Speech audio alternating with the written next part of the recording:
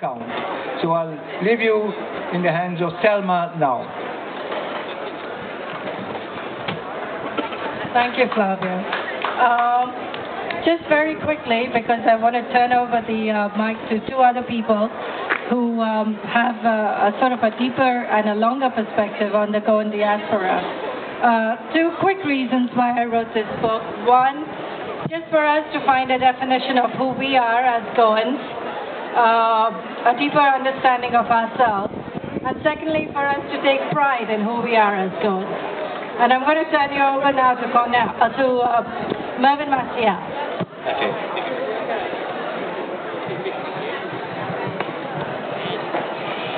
Hello, ladies and gentlemen. It feels great to be here today after almost a lifetime in the wilderness.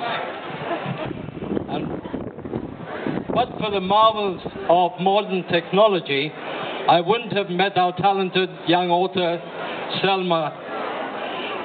We met first in cyberspace, but believe it or not, today the first time we are meeting in the flesh, so to speak.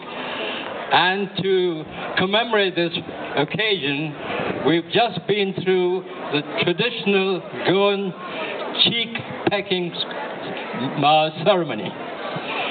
Now, I'm very honored to be able to talk to you about the Goan contribution to East Africa during the colonial era.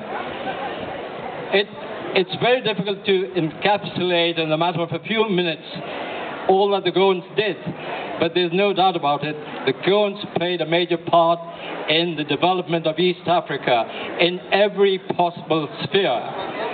Unfortunately, my experience is confined to the Kenya civil service only, and more particularly the provincial administration. So I hope you will pardon me if I rather selfishly touch on that subject without wishing to minimize the tremendous role played by Goans in the neighboring territory, Uganda, Tanganyika, Tanzania, and all the other places. Goans from other departments, Goans from all walks of life in East Africa, they all played a major part.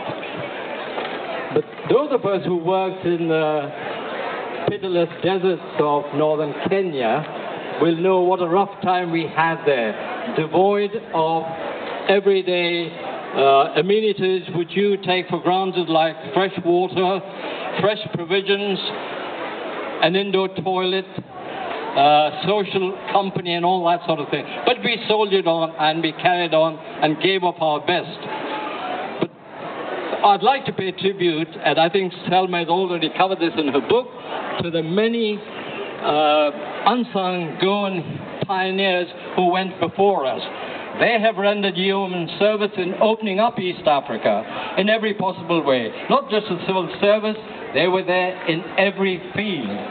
Now, as far as the civil service is concerned, and if I can touch briefly on the administration, in places where there was just a district commissioner, it very often happened when he was on safari, the senior district clerk stepped into the breach and made sure that the wheels of government didn't grind to a halt. All this for no extra money. We did it because we were proud to serve the country.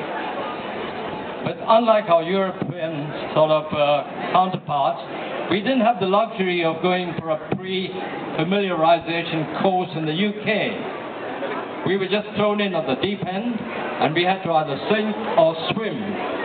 Not only had we to learn our own jobs, but we had to be prepared to train these young cadets who came out from the UK.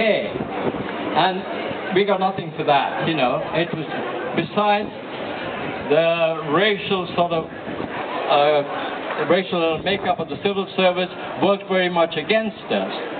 So we put up with all this, you know, and in a small way made a major contribution to East Africa. Now, the Goan contribution was not just in the civil service. We've excelled in the field of medicine, in the field of education.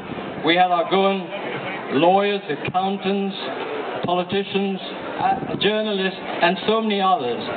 we owe them a debt of gratitude, and I'm very grateful to Selma for having put us on the map, so to speak. She has done us a marvelous job.